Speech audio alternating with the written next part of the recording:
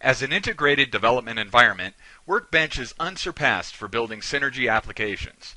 It also includes an enormous array of customizable features, allowing you to develop your code in the style and manner that suits your specific needs, whether they be personal preferences or corporate standards.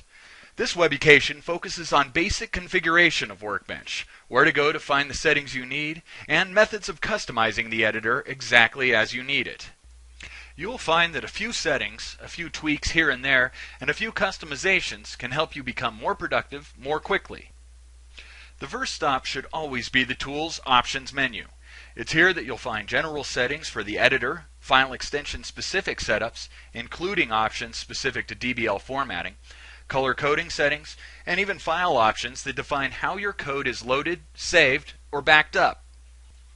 Let's take a look at the general options first. Here we have a number of tabs that define editor behaviors. Under the General tab, you can set such properties as whether or not each source file occupies its own individual window, whether to display command line completion suggestions, or whether to display scroll bars. You can even tell the editor to highlight the current line you're working on. Moving on, there are tabs that control default search behaviors, how to interpret special characters such as carriage return line feeds, and even management of virtual memory. Because every setup is going to be different, and every developer will have their own preferences, these settings can, and in most cases should, be set up on an individual basis. None of these settings will affect the way source files are formatted or displayed for other developers. But let's take a look at another options window, File Extensions Setup. As opposed to the general options, which really only affect the individual developer, some of these settings can actually affect the formatting of your source files, so you'll want to make sure all of the developers have the same settings.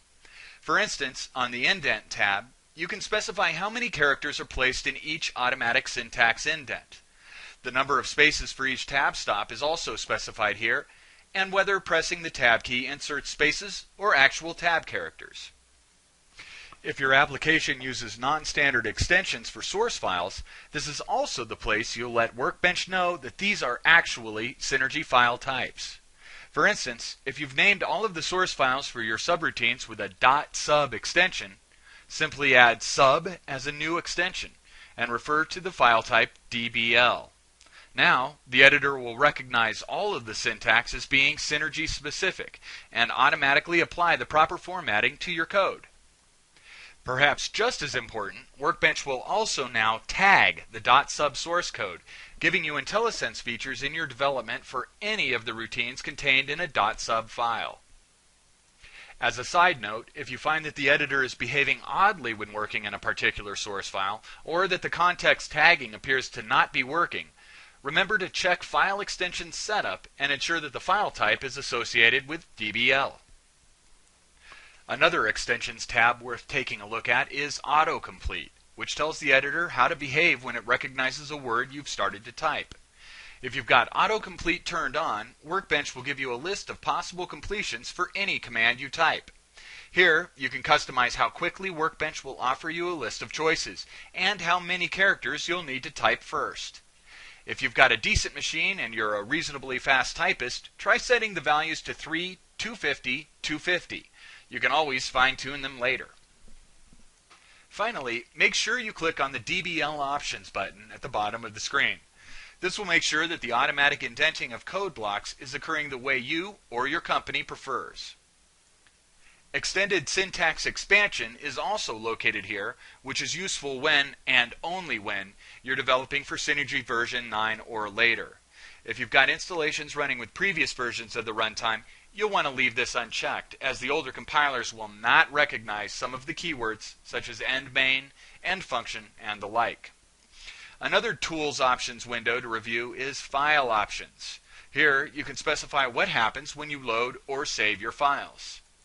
Do you want to be notified if a file was modified since you last viewed it? Make sure that Reload on Switch Buffer is checked. Maybe you'd like to change all tab stops to spaces when you save a file. Check the Expand Tabs to Spaces box. You can also tell Workbench whether to keep backup deltas over your files, and how many to keep on record. This is a wonderful way to recover your files if the changes you've made need to be removed. There are quite a few other settings and options for you to review here at your leisure, many of which will not affect other developers. The color options is an area you might like to visit. If you don't like the way Workbench color codes keywords, for instance, and prefer disgusting green to purple, you can change it here. Taking some time to familiarize yourself with the different options and to set them up appropriately for both yourself and your team can save you a lot of time both now and in the future.